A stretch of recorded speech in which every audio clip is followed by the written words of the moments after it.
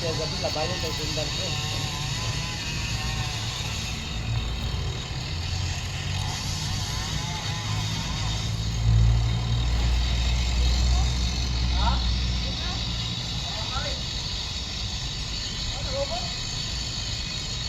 Ang taas.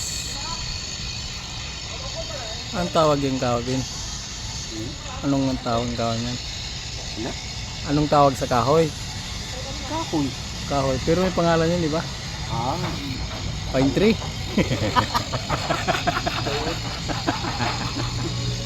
Ang tawag yan, pine tree. Oo.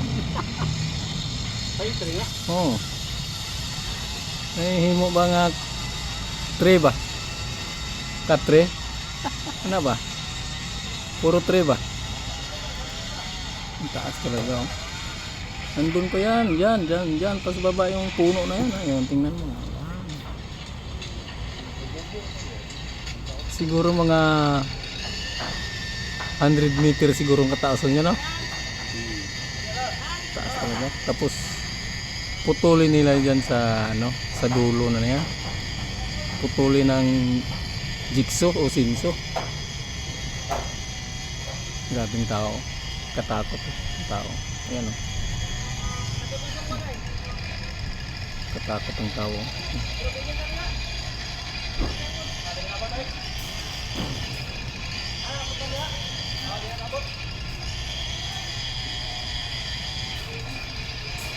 Na ano lagi na pre? Gawang naman lagi na da. Kumana sa kagina. Ang galaw ng kwanto camera. Sus. Parang monkey. Ang tao na yan, oh.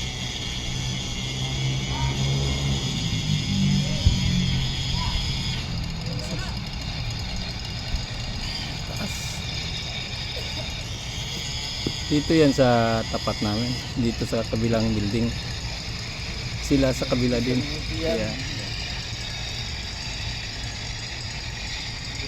Kita mo yung bahay na yun.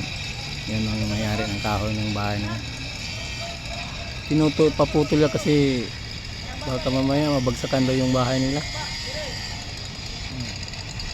Isang taas yan. Mga 100 meters mula sa baba papunta sa dito nakadulo. Meron silang mga gamit na mga lubid. Ayan, yung magagalaw-galaw yung lubid.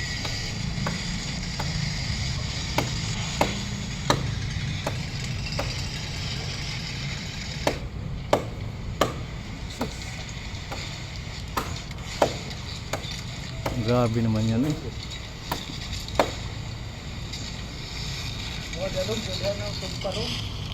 Ron ba si Migo ko na Roma? Tumaan ka dyan? Yan.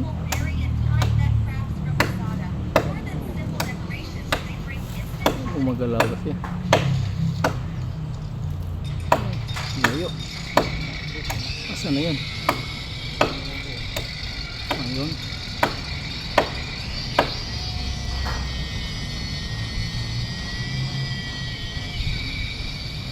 Mahal sigurong bayad dyan din, no? Siya kanya. Mahal, no? Mahal yun. Murag pakyaw ng kontraktor yun. Adlawan tapos na sila singali.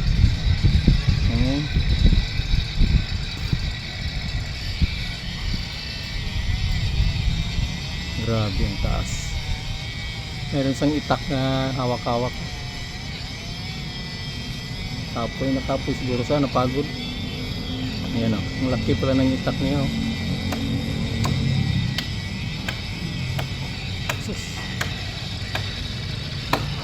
Grabe.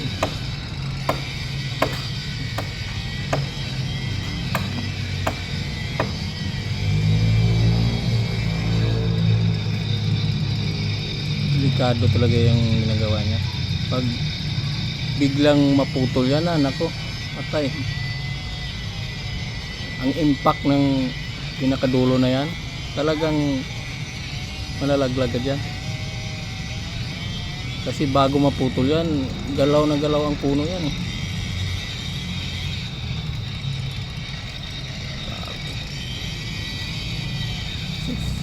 Kawawa ang tao. Pero walang init dun sa taas kasi mahangin. Mainit siya pero mahangin doon sa taas ng kapuno. Sa taas ng puno yun.